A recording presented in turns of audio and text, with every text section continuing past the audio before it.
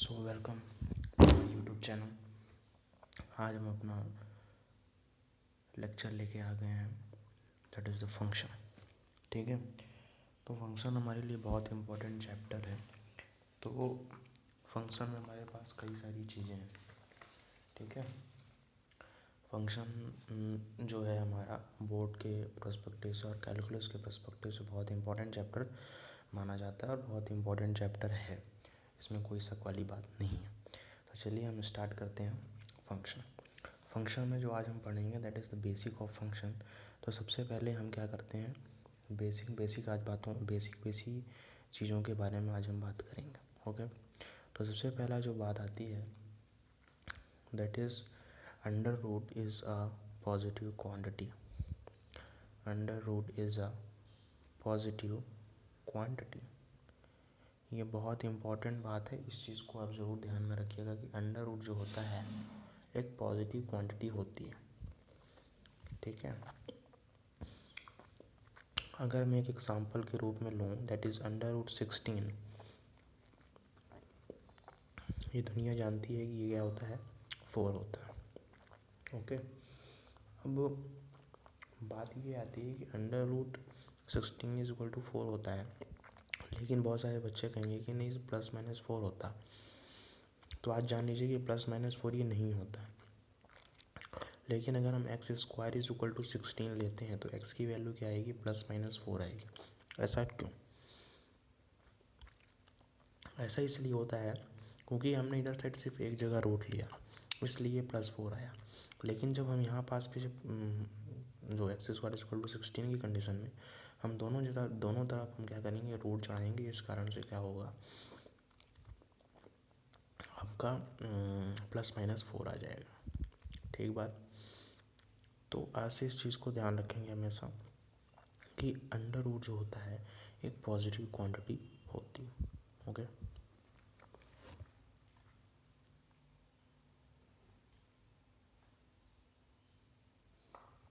जो हमारा next point है that is under root f x. Under root f x exist only when f x is greater than equal to 0। यानी function exist ही तब करेगा जब function क्या होगा, ग्रेटर देन इक्वल टू 0 होगा। एन एग्जाम्पल्स अगर मैं ले लूँ कि जैसे मान लीजिए आपको दिया under root x square minus 16।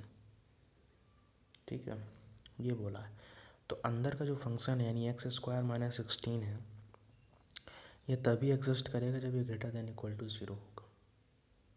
आई बात पकड़, ये तभी एग्जिस्ट करेगा जब ये क्या होगा, ग्रेटर देन इक्वल टू 0 होगा। ठीक है, उसके बाद इसके फैक्टर तो आपसे बन ही जाएंगे, that is x plus 4 x minus 4 greater than equal to 0 and by inequality यहाँ एक पुट करेंगे हम -4 और एक पुट करेंगे एक्स की वैल्यू 4 और ये हो जाएगा plus minus plus greater than equal to 0, यानी पॉजिटिव चीज़ें हमें लेना है। तो एक्स की वैल्यू हमारे पास क्या आ जाएगी, माइनस इनफाइनाइट से -4। ठीक है, क्लोज ब्रैकेट यूनियन 4 से लेके इनफाइनाइट, ये हमारा आंसर हो जाएगा। जिसे एग्जांपल समझ में नहीं आया होगा वो आप टेंशन मत लें, हम इनइक्वालिटी में इसे आगे पढ़ेंगे। ठीक है, चलिए थर्ड पॉइंट जो आता है that is x square x की पावर 4 एक्स की पावर 6 या फिर एक्स की कोई भी इवन पावर हमेशा क्या होती हैं, एक पॉजिटिव क्वांटिटी, एक पॉजिटिव क्वांटिटी होती है। यानी एक्स की power square is always greater than equal to 0। आई बात पकड़ में, यानी एक्स की जो भी इवन पावर होंगी सब क्या होंगी, आपकी पॉजिटिव क्वांटिटी होंगी। अच्छा, पॉजिटिव क्वांटिटी का मतलब ये होता है कि जैसे अब पॉजिटिव मतलब कहने मतलब कि x square is always greater than equal to 0, यानी 0 के इक्वल हो सकता है। तो इसको हम एक शब्द और से नेगेटिव मतलब एक शब्द और इसको हम कहना रिप्रेजेंट करने के लिए कह सकते हैं कि जो एक्स की जितनी भी इवन पावर है वो क्या नहीं होनी चाहिए, नॉन नेगेटिव नहीं होनी चाहिए, नॉन नेगेटिव नहीं होनी चाहिए, यानी एक्स की जितनी भी इवन पावर है वो नेगेटिव नहीं होंगी। ठीक है। उसके बाद जो फोर्थ पॉइंट आता है that is 2x, 3 to the power x, 4 to the power x, 5 to the power x। जितने भी एक्सपोनेंशियल फंक्शन हैं, जितने भी एक्सपोनेंशियल फंक्शन हैं, जितने भी एक्सपोनेंशियल फंक्शन हैं, they are always positive, they are always positive. आई बात पकड़ में। अब यहाँ चीज़ समझिए, ये सिर्फ पॉजिटिव होगा यानी जीरो के इक्वल नहीं होगा, लेकिन ये जीरो के इक्वल हो सकता है, लेकिन ये जीरो के इक्वल हो सकता है। इसको मैं क्वेश्चन के रूप में बताऊंगा कि जैसे मान लीजिए आपके पास यही दिया हुआ है, अगर मैंने 2x की वैल्यू हमने कितनी ले ली, -1 यानी नेगेटिव ले ली, और एक कंडीशन में मैंने 2x की वैल्यू 0 ले ली, और एक कंडीशन में मैंने 2x की वैल्यू कितनी ले ली, 1 ले ली। तो इस कंडीशन में हमारे पास जो आएगा answer that is no solution. इस कंडीशन में मेरे पास आएगा नो सोल्यूशन, क्योंकि 2x की वैल्यू क्या होनी चाहिए, नेगेटिव नहीं हो सकती, ना ही जीरो हो सकती है। आप सॉल्व कर सकते हैं, नहीं आएगा आंसर। लेकिन अगर 2x की वैल्यू जिस दिन हमने 1 ले ली, तो मैं इसको लिख सकता हूँ 2x equal to the power 0 लिख सकता हूँ। तो x की वैल्यू मेरे यहाँ पास क्या आ जाएगी, 0 बाय कंपेयरिंग। जब हम कंपेयर ही करेंगे, क्योंकि अगर बेस सेम है तो पावर को कंपेयर करके हम x की वैल्यू 0 लिख सकते हैं। तो मेरे पास यहाँ पास पे x की वैल्यू क्या आ गई, 0 आ गई, और यही इसका आंसर हो जाएगा। ठीक है। अब हम चलते हैं फिफ्थ पॉइंट की तरफ। फिफ्थ पॉइंट बेटा ये कहता है कि मॉड एक्स, यानी मॉड जो होगा वो इज़ ऑलवेज पॉजिटिव, हमेशा क्या होगा, पॉजिटिव। यानी mod x is always greater than equal to 0। इसके लिए भी हम वही शब्द यूज कर सकते हैं, that is mod is non negative, यानी मॉड के अंदर जो भी वैल्यू होगी वो नेगेटिव नहीं होगी। इन दोनों पॉइंट को हमेशा ध्यान रखिएगा, एक तो हमेशा पॉजिटिव होगा, एक तो हमेशा क्या होगा, पॉजिटिव होगा, और दूसरी बात जो मोस्ट इम्पॉर्टेंट है कि नेगेटिव नहीं होना चाहिए। क्या नहीं होना चाहिए, नेगेटिव नहीं होना चाहिए। ठीक है। इन सबको आप पहले नोट करें, उसके बाद फिर हम आगे बढ़ते हैं। ठीक है। होप सो आप लोगों ने नोट कर लिया होगा। इसके बाद जो नेक्स्ट पॉइंट है हमारा, नेक्स्ट पॉइंट जो है हमारा दैट इज़, अगर हम लें जो नेक्स्ट पॉइंट है हमारा, यानी जो सिक्स्थ पॉइंट है हमारा, सिक्स्थ पॉइंट बेटा हमारा ये कहता है, सिक्स्थ पॉइंट बेटा हमारा ये कहता है कि सिक्स्थ पॉइंट हमारा ये कहता है कि जैसे मान लीजिए हमारे पास दो या दो से अधिक पॉजिटिव क्वांटिटीज़ हैं। आप स्टेटमेंट लिख सकते हैं कि इफ़ देयर इज़ टू और more positive quantities, if there is two or more positive quantities is equal to zero,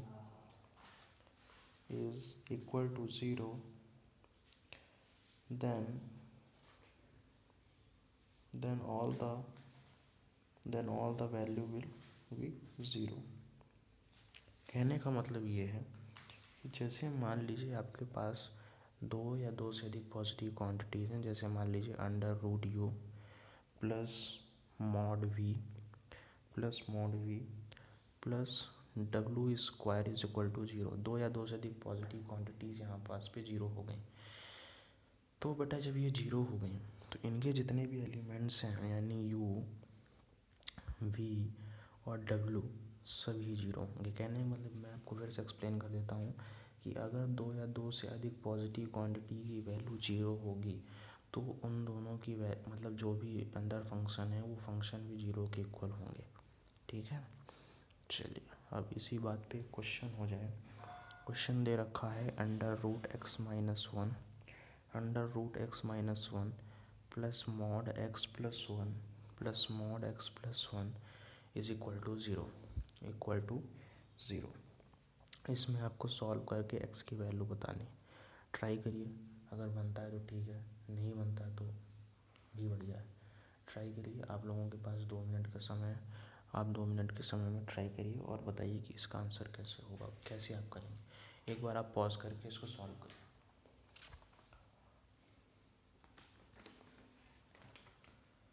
hope so आप लोगों ने ट्राई कर लिया होगा। चलिए मैं इसके सॉल्यूशन का डिस्कशन कर लेता हूँ। अभी 6th पॉइंट में ही मैंने बताया था कि अगर 2 या 2 से अधिक पॉजिटिव क्वांटिटी की वैल्यू 0 हो तो अंदर के जो फंक्शन होंगे वो भी 0 के इक्वल होंगे। तो ये भी पॉजिटिव क्वांटिटीज़ है अंडर रूट, अभी बताया था फर्स्ट पॉइंट।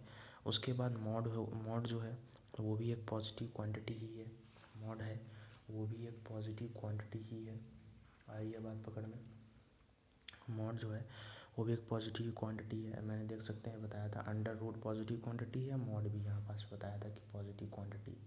आ रही है बात पकड़ में। तो यहाँ पास में जब ये दोनों ही पॉजिटिव क्वांटिटीज़ हैं तो हम क्या करेंगे कि x-1 को 0 के इक्वल करेंगे एंड और x+1 को भी हम क्या करेंगे 0 के इक्वल करेंगे। तो x की वैल्यू हमारे पास यहाँ से 1 आ जाएगी और यहाँ से आ जाएगी -1। ठीक है, तो हमारे पास यहाँ x की जो वैल्यू मतलब जो मेन वैल्यू आएगी वो आएगा no solution. Oh my god, ये क्या हो गया। तो इसका अब एक्सप्लेनेशन आप अच्छे से समझिए। तो बेटा इसका एक्सप्लेनेशन ऐसा है कि जब कभी भी है ना, समझिएगा कि जब कभी देखो यहाँ लगा हुआ है एंड, यानी x-1 भी 0 है और x+1 भी 0 के इक्वल है, यानी दोनों क्या हैं 0 के इक्वल है। तो यहाँ पास पे देखो क्या आ रहा है, x की वैल्यू 1 आ रही है और x की वैल्यू -1 आ रही है। एंड का मतलब होता है कि एक टाइम पे एक जगह, तो x जो है उसी टाइम पे 1 के पास भी है और उसी टाइम पे -1 भी है। तो ये लॉजिकल बात है कि एक आदमी एक टाइम पे हर जगह नहीं हो सकता। सिंपल सी बात है कि एक आदमी एक ही टाइम पे 2 अलग अलग जगह पे नहीं हो सकता। तो यानी x की वैल्यू 1 भी और -1 एक ही टाइम पे नहीं हो सकती। आ रही बात पकड़ में, एक ही टाइम पे नहीं हो सकती। दैट्स वाई इसका आंसर होगा नो सॉल्यूशन। अब एक जो मिसअंडरस्टैंडिंग है उसको मैं मिटाना चाहता हूँ साथ में। जैसे हम अभी आप लोगों ने 10th में कई सारे ऐसे क्वेश्चन पढ़े होंगे जो सीधा 4 में आते हैं। दैट इज जैसे मान लीजिए आपके पास क्या पहुँच दिया, जैसे आपके पास आ गया x-2, x-3 ये 0 के इक्वल है। तो हम क्या करते थे कि x की वैल्यू क्या लेते थे 2 लेते थे और 3 लेते थे। तो हम यहाँ पास पे 2 और 3 दोनों को क्या लेते थे, आंसर लेते थे। तो इस चीज़ को समझिए, यहाँ पास पे क्या होता था कि x की वैल्यू 2 और 3 होती थी, यानी x एक ही टाइम पे या तो 2 होगा या तो 3 होगा, विच इज़ एक्सेप्टेबल। वो तो आपको लॉजिकल समझ में आता है। लेकिन यहाँ पास पे क्या है कि x 1 भी है और x-1 भी है और एक ही टाइम पे ये चीज़ पॉसिबल नहीं है, समझ रहे हैं। और यहाँ कहने का मतलब ये है, जो यहाँ पास पे है, यहाँ पास पे जो है कि x की वैल्यू 2 ले लो या तो 3 ले लो, अब वो वैसे भी आप पुट कर देंगे, अगर यहाँ 2 तो भी 0 हो जाएगा, 3 पुट कर देंगे तो भी 0 हो जाएगा। लेकिन अगर आपने यहाँ 1 पुट किया तो पूरी इक्वेशन 0 नहीं होगी, पूरी इक्वेशन इक्वल टू 0 नहीं होगी। अगर आपने -1 पुट किया तो भी पूरी इक्वेशन 0 नहीं होगी। तो यहाँ से आप ये चीज़ समझ सकते हैं कि एंड के कारण दोनों दो अलग अलग वैल्यू एक टाइम पे एक जगह एग्जिस्ट नहीं कर पाएंगी। लेकिन यहाँ पास पे क्योंकि और होता था इस टाइप के क्वेश्चन श्रीधराचार्य क्वाड्रेटिक फार्मूले में, इसलिए यहाँ पास पे 2 वैल्यू हम एक्सेप्ट कर लेते थे, 3 वैल्यू भी एक्सेप्ट कर लेते थे, क्योंकि वहाँ पास पे ये था कि हाँ दोनों में से कोई एक वैल्यू हम ले सकते हैं। कोई ज़रूरी नहीं है कि एक ही मतलब 2 अलग अलग वैल्यू एक ही टाइम पे एक ही जगह यूज़ हो। ठीक है, इस चीज़ को ध्यान से समझिएगा, बहुत इंपॉर्टेंट है, बहुत काम आएगा। ठीक है, चलिए अब हम चलते हैं अपने 7th पॉइंट पे। 7th पॉइंट में मैं आपसे कुछ क्वेश्चन पूछूंगा। पहला क्वेश्चन बताइए कि 5 और 3 में कौन सा बड़ा है। ऑब्वियस सी बात है 5 बड़ा, दैट इज ट्रू। ठीक है, नेक्स्ट क्वेश्चन है कि 5 is greater than equal to 3, true है या फॉल्स। ऑब्वियस सी बात है ट्रू।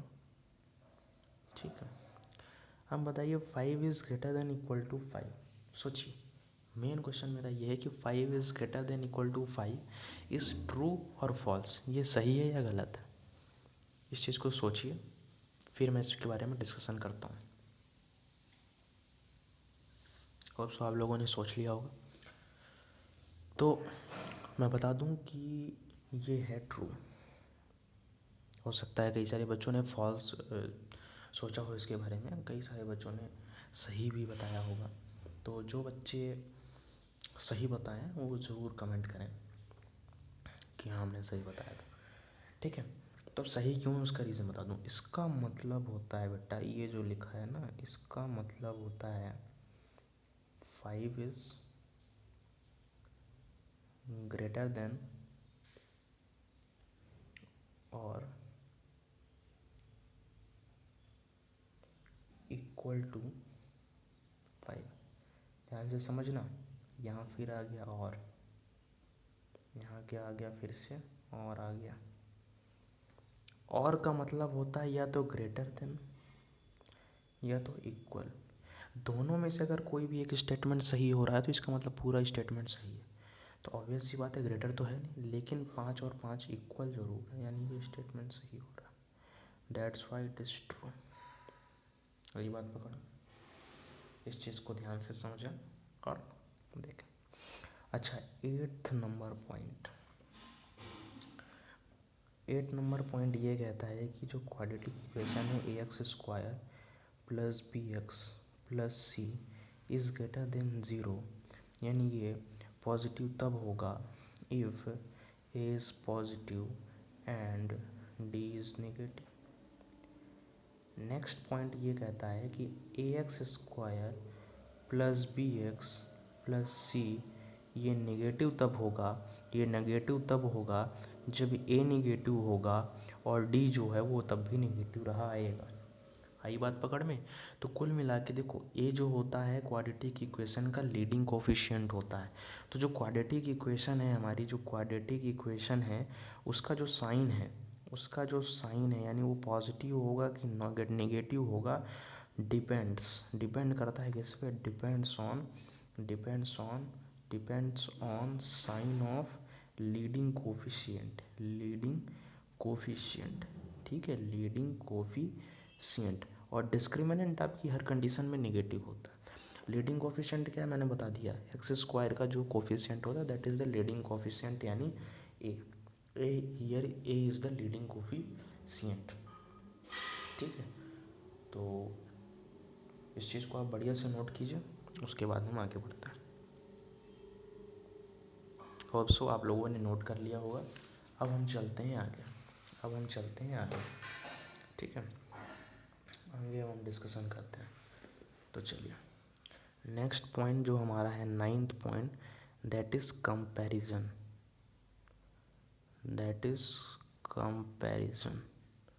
ओके, जो हमारा नेक्स्ट पॉइंट है दैट इज़ कंपैरिजन। आ रही है बात पकड़ में, कंपैरिजन। ठीक है, तो एक क्वेश्चन के माध्यम से क्वेश्चन को समझाना चाहूँगा। कंपैरिजन के मतलब जो हमारा टॉपिक उसको समझाना चाहूँगा।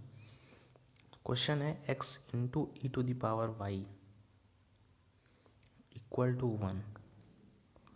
इसमें आपको फाइंड करना है x and y।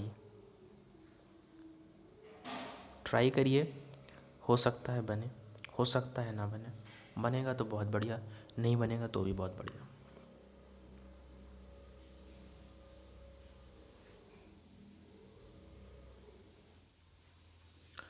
Hope so आप लोगों ने ट्राई कर लिया होगा।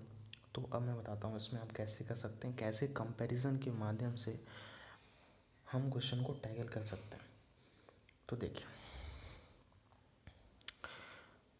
अगर मैं यहाँ तो देखिए लेफ्ट हैंड साइड में हमको कुछ नहीं करना है, लेकिन अगर मैं राइट हैंड साइड में e की पावर 0 को लिख दूँ तो आई थिंक कोई प्रॉब्लम होगी नहीं। उसका रीज़न है क्योंकि e की पावर 0 ऑब्वियस सी बात है 1 होगा, और अगर मैं किसी के साथ 1 का इंटू कर दूँ तो उसमें भी किसी मतलब कोई प्रॉब्लम है नहीं। ठीक है, अब देखिए यहाँ पास पे आता है कंपैरिजन का टर्म, ध्यान से समझिएगा। ई यहाँ पास पे बेस है, ई का कोफिशिएंट है एक्स, और यहाँ पास भी ई का कोफिशिएंट है 1। तो कोफिशिएंट और कोफिशिएंट को हम कंपैरिजन कर देंगे, कोफिशिएंट और कोफिशिएंट को कंपैरिजन कर देंगे तो एक्स की वैल्यू आ जाएगी 1, और ई की पावर वाई है और यहाँ पास पे ई की पावर 0 है। तो यहाँ हम पावर और पावर का कंपैरिजन कर देंगे तो वाई की वैल्यू हमारे पास क्या आ जाएगी, 0। As simple as that. बहुत ईजी क्वेश्चन था, बहुत इजी था, और इसी तरह हमारे पास इसका आंसर आ जाता। आई बात पकड़ो, बहुत सिंपल। तो अब चलते हैं नेक्स्ट क्वेश्चन की तरफ। नेक्स्ट क्वेश्चन है हमारा, इसमें आपको अल्फ़ा फाइंड करना है।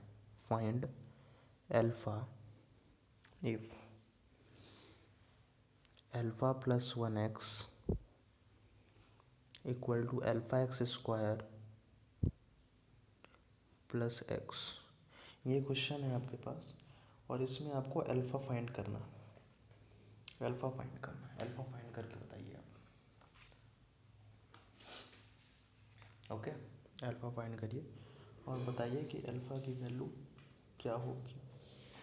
उसके बाद फिर हम आगे डिस्कशन करते हैं।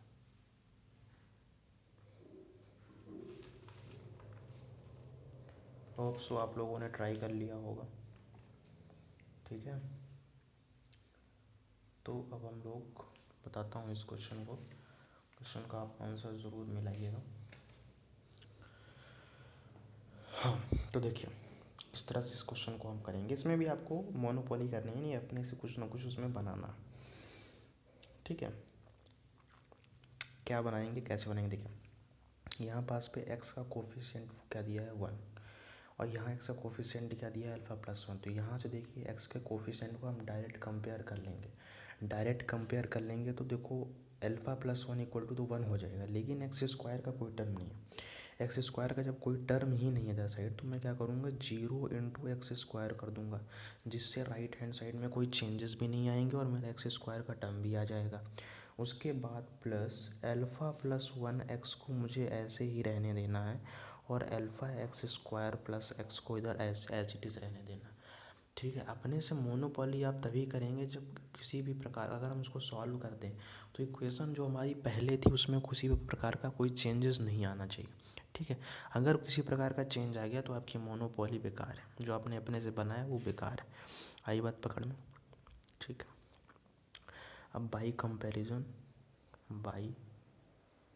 कंपैरिजन जब आप कंपैरिजन करेंगे, जैसे ही कंपैरिजन करेंगे तो अल्फ़ा प्लस 1 की वैल्यू कितनी हो जाएगी, 1 हो जाएगी और इधर से अल्फ़ा की वैल्यू कितनी हो जाएगी, 0 हो जाएगी, है ना। आपको यहाँ पास पे है ना एंड लिखना है और अल्फ़ा की वैल्यू इधर से कितनी होगी, 0 होगी, इधर से अल्फ़ा की वैल्यू 0 है ही, तो दोनों सेटिस्फाई कर रहे हैं किस पे, अल्फ़ा इक्वल टू 0 पे। That is our answer, as simple, बहुत सिंपल। ठीक है, एक क्वेश्चन और दे रहा हूँ आप लोगों को, होमवर्क में आप ज़रूर ट्राई करें। Alpha square x equal to alpha plus 1x square plus x. इसमें भी आपको अल्फ़ा फाइंड करना है, फाइंड अल्फ़ा। इसको मैं होमवर्क दे रहा हूँ, आप अपने से ज़रूर ट्राई करें। नेक्स्ट लेक्चर जब भी हमारा आएगा, जो हमारा नेक्स्ट लेक्चर होगा, उसमें मैं इस क्वेश्चन को ज़रूर डिस्कशन करूँगा। बाकी आप इसका आंसर रख सकते हैं ताकि आप मैच कर पाएँ कि आपका आंसर सही है कि नहीं। That is alpha is equal to -1, ये इसका आंसर। ठीक है, चलिए इसके बाद मैं 10th पॉइंट पे चलता हूँ, जो हमारा 10th पॉइंट है। ठीक है, 10th पॉइंट जो है कुछ फॉर्मूले हैं, फॉर्मूले को आपको याद करना है। पहला formula that is alpha cube plus beta cube का फॉर्मूला होगा अल्फ़ा प्लस बीटा का whole cube minus 3 alpha beta alpha plus beta. Okay, second formula ये कहता है कि a प्लस बी का होल क्यूब होगा a cube plus b cube plus 3a square b plus 3ab square. तीसरा point होगा a plus b की power 4, इसका फॉर्मूला होगा a की power 4 4a cube b plus 6a square b square plus 4ab cube plus 4ab cube plus b की power 4। ये 3 form. इसी प्रकार से आप एक a प्लस बी की होल पावर 5 भी बना सकते हैं, 6 भी बना सकते हैं, तो ऐसे चलता रहेगा, पर आप इतना याद कर लें बहुत है। एक जो इम्पोर्टेंट फार्मूला है वो मैं बता देता हूँ कि a की power 4 plus a square plus 1 is equal to a square plus a plus one, ठीक है, a square minus a plus one. तो इन्हें आपको रट लेना, याद कर लेना। रट नहीं रहा तो आप दिन में 10 बार देखें तो आपके दिमाग में बैठ जाएगा। अब इन फॉर्मूलों का यूज़ क्या है, फ़ायदे क्या हैं, इस बारे में भी थोड़ा मैं आपको बता दूं। तो देखो बेटा, जैसे मान लीजिए क्वेश्चन के ही तौर पे मैं समझाऊंगा, हर चीज़ में क्वेश्चन के तौर पे समझाऊंगा। क्वेश्चन जैसे मान लीजिए आपको दे दिया डिफरेंशिएशन ऑफ, जैसे आपके जैसे मान लीजिए जी मीन्स, या फिर बोर्ड्स में भी पूछ सकता है जी, है ना, या फिर किसी क्वेश्चन में ऐसा आ गया है ना कि डिफरेंशिएशन बताइए किसका, एक्स की power 4 plus x square plus one, ठीक है ना, और x square minus x plus one, इसका डिफरेंशिएशन बताइए। तो जो नॉर्मल आदमी होगा, वो कैसे डिफरेंशिएशन करेगा बेटा, यू बाई वी वाला फॉर्मूला लगाएगा, नीचे स्क्वायर करेगा, ऊपर मल्टी माइनस करेगा, डिफरेंशिएशन करेगा, जो बहुत लंबा रास्ता बन जाता है। लेकिन इस फॉर्मूले की मदद से आप बहुत सिंपल तरीके से इसको कर सकते हैं। कैसे, देखो एक्स की power 4 plus x square plus one, a की power 4 plus a square plus one दिया है, नीचे क्या दिया है, x square minus x plus one, ये क्या है, ए की power square minus a plus one. इस चीज़ को मैं ट्रांसफ़र कर दूंगा तो ये बन जाएगा। तो जो आंसर आएगा वो कितना आएगा, ये बचेगा सिर्फ। तो क्या हो जाएगा, ये x formula by formula x square plus x plus one, और इसका डिफरेंशिएशन बहुत सिंपल है, that is 2x plus one answer. अब एक बात और बता देना चाहता हूँ कि जिन बच्चों को अभी जो हमने पहले इनइक्वालिटी ली थी, अभी हम यहाँ डिफरेंशिएशन जो कर रहे हैं, तो जो अगर मान लीजिए नहीं समझ में आ रहा है, किसी तरीके से आप लोगों को नहीं आ रहा है,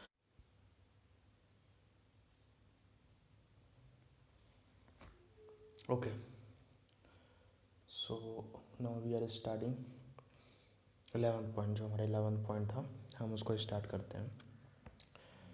तो देखिए, बेसिकली ऐसे 11th पॉइंट में कुछ खास नहीं है, सिंपली मैं आपको बता दूँ। जैसे मान लीजिए आपके पास क्वेश्चन पूछ देता है, जैसे मान लीजिए अगर पूछ दिया कि अगर ए है जो कि बिलोंग कर रहा है 1 से 4 तक इन द क्लोज ब्रैकेट क्या है, कैसा, हम आगे इनइक्वालिटी में समझेंगे, उसमें कोई दिक्कत वाली बात नहीं है ना।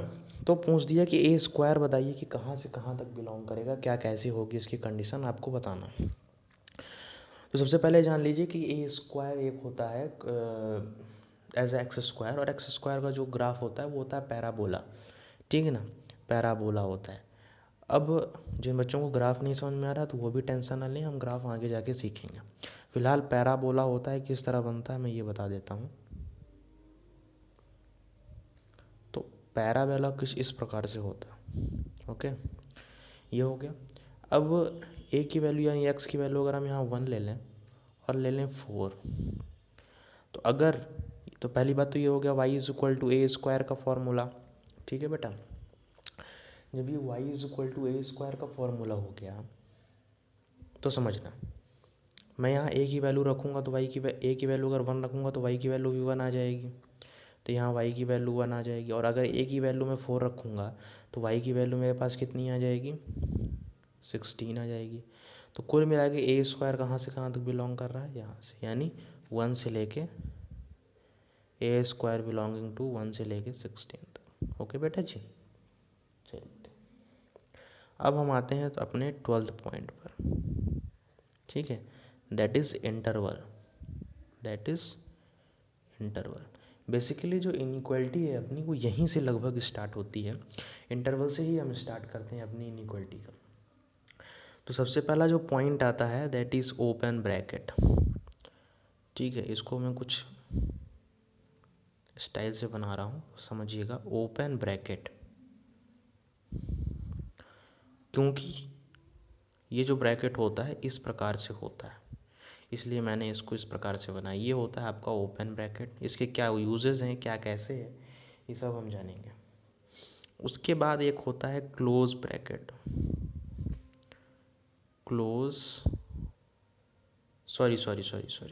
मुझसे गलती होगी, यहाँ होगा ओपन इंटरवल, ओके, और ये होगा क्लोज इंटरवल, सॉरी, है ना। तो क्लोज इंटरवल का जो ब्रैकेट होता है कुछ इस प्रकार से होता है, आई बात पकड़ में। अगर मुझे ओपन इंटरवल में कोई चीज़ लिखनी होगी तो मैं कैसे लिखूँगा, तो मैं इस तरह से लिखूँगा कि जैसे मान लीजिए अगर आपको लिखना है क्या, कुछ भी लिखना है, हाँ जैसे मान लीजिए आपको लिखना है कि x जो है 1 से 4 के बीच की वैल्यू अटेंड कर सकता है, तो यहाँ होगा, यहाँ किसी प्रकार का इक्वल नहीं होगा, यानी x बिलोंगिंग टू 1 से लेके 4 तक, ठीक है। ये हो गया किसका, ए का एग्ज़ाम्पल। और अगर बी का एग्ज़ाम्पल लेने चलूँगा तो 1 इज़ फ्रॉम 1 to 4, यानी x जो है 1 से लेके 4 तक टच करता है। अब मैं यहाँ क्लियर कर देता हूँ आप लोगों को कि देखो बेटा, अगर यहाँ पास पे इक्वल लगा है, जो हमने तीसरा या चौथा पॉइंट या फिर कंपैरिजन कोई पॉइंट पढ़ा था ना इक्वल वाला, जिसमें मतलब पाँचवा छठवां पॉइंट था, तो वही कि अगर यहाँ इक्वल लगा है इसका मतलब कि ये, अगर यहाँ इक्वल लगा है इसका मतलब ये x की वैल्यू 1 है और 4 भी है। लेकिन अगर नहीं लगा है तो इसका मतलब 1 वैल्यू नहीं है, 4 नहीं, 1 से लेके 4 तक की x की वैल्यू, x जो है 1 से लेके 4 तक की वैल्यू सिर्फ रख सकता है, यानी 1.1 से स्टार्ट करेगा और उधर 3.9 में ख़त्म कर देगा। तो वही चीज़ जो है आपको ब्रैकेट के माध्यम से समझाया जाता है कि अगर ओपन ब्रैकेट लगा हुआ है इसका मतलब 1 से स्टार्ट होगा, 4 पे ख़त्म होगा, मतलब 1 के आगे से स्टार्ट होगा, 4 के पहले ख़त्म होगा। और अगर क्लोज ब्रैकेट लगा हुआ है तो इसका मतलब ये होता है कि आपका 1 से ही स्टार्ट हो रहा है और 4 पे जाके ख़त्म हो रहा है, एज सिंपल एज दैट। ठीक है, चलिए समझ गए ना। अब एक क्वेश्चन कर लेते हैं। क्वेश्चन ये है कि x is greater than equal to 1 दिया है, इसको आपको प्लॉट करना है। तो कुछ नहीं, सबसे पहले आप 1 प्लॉट करिए, x इज़ ग्रेटर देन 1 यानी 1 से लेके 1 से आपको स्टार्ट करना है, ठीक है।